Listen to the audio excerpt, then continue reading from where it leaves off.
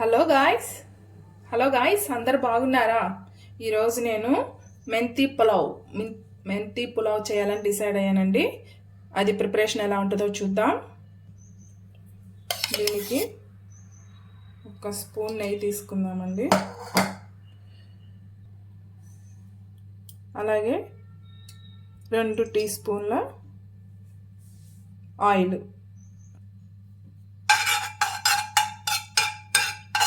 Oil కాగిన తర్వాత ఇదిగోండి 4 లవంగాలు, 2 చెక్క, యాలక్కాయలు 2 ఆకులు,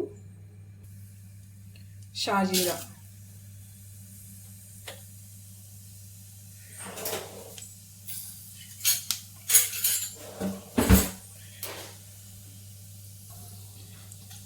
చెక్క, లవంగ, షాజీరా, యాలక్కాయ, ఈ ఆకులు, ఇవి చాలండి మసాలా దినుసులు. సింపుల్గా అయిపోతుందండి మెత్తి పులావ్. టేస్ట్ అయితే సూపర్ ఉంటుందండి. జీడిపప్పు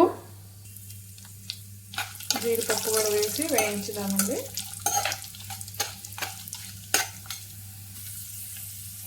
దీనిలో 2 ఉల్లిపాయలు, 4 పచ్చిమిర్చి అండి.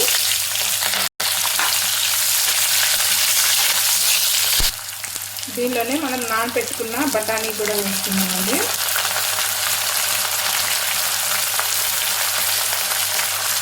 ఈ మెంతి బఠానీ పులావ్ ఒకసారి ట్రై చేయండి. సూపర్ టేస్ట్ ఉంటుంది.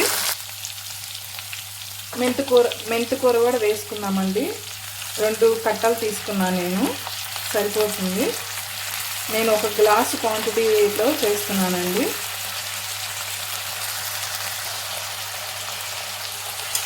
బాగా మగ్గనిద్దామండి, వేయించుదాము ఈ నెయ్యి ఆయిల్లోనే.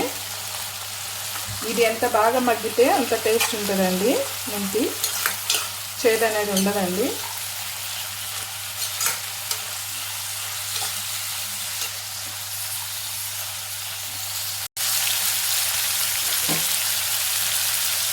దీనిలో 1 స్పూన్ అల్లం వెల్లుల్లి పేస్ట్ అండి.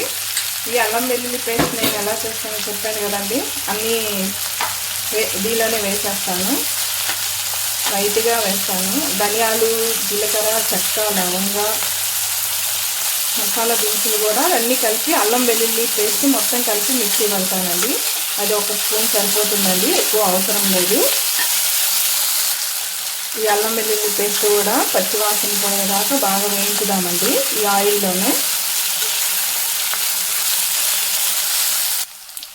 అలాగే కొత్తిమీర కూడా వేసుకున్నామండి.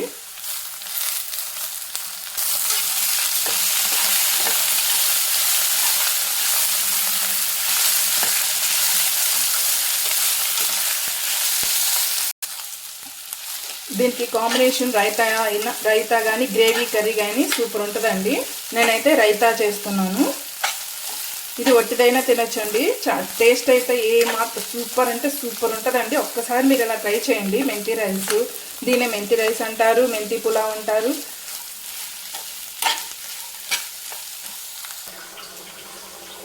ఇదిగోండి, నేను ఈ గ్లాస్తో 1 గ్లాసు రైస్ తీసుకున్నాను, గ్లాసున్నర వాటర్ తీసుకున్నాను.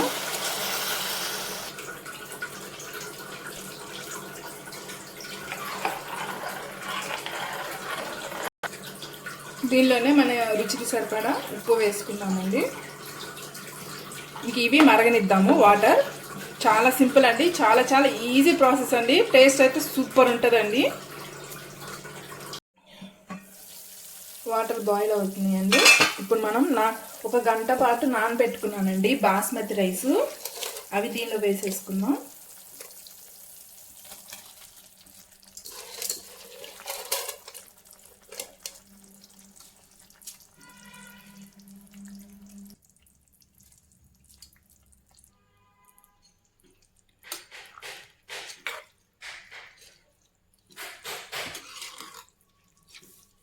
ఇంక ఇది మూత పెట్టేసేసి ఉడకనిచ్చేద్దామండి. ఎక్కువగా కలపకూడదు, ఇరిగిపోతుంది, బాస్మతి రైస్ కదా. ఇప్పుడు మనం కొంచెం హై ఫ్లేమ్లో ఉడకనిచ్చి ఇట్లా వచ్చిన తర్వాత ఒక్కసారి ఇట్లా తిప్పేసేసుకొని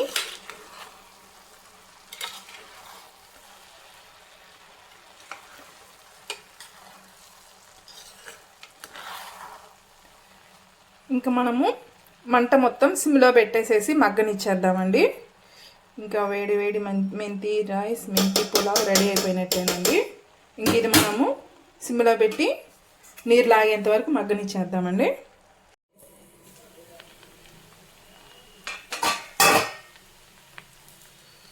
ఇదిగోండి బాగా ఉడికేసేసింది.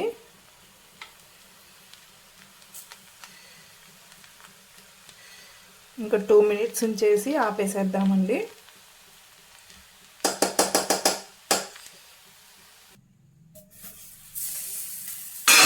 అయిపోయిందండి. రైస్ పర్ఫెక్ట్గా ఉడికేసేసింది. ఓకే అండి, ఇప్పుడు అది మేము లాగిచ్చేసేద్దాము. ఓకే అండి, please like, share, subscribe. Bye. Thank you for watching.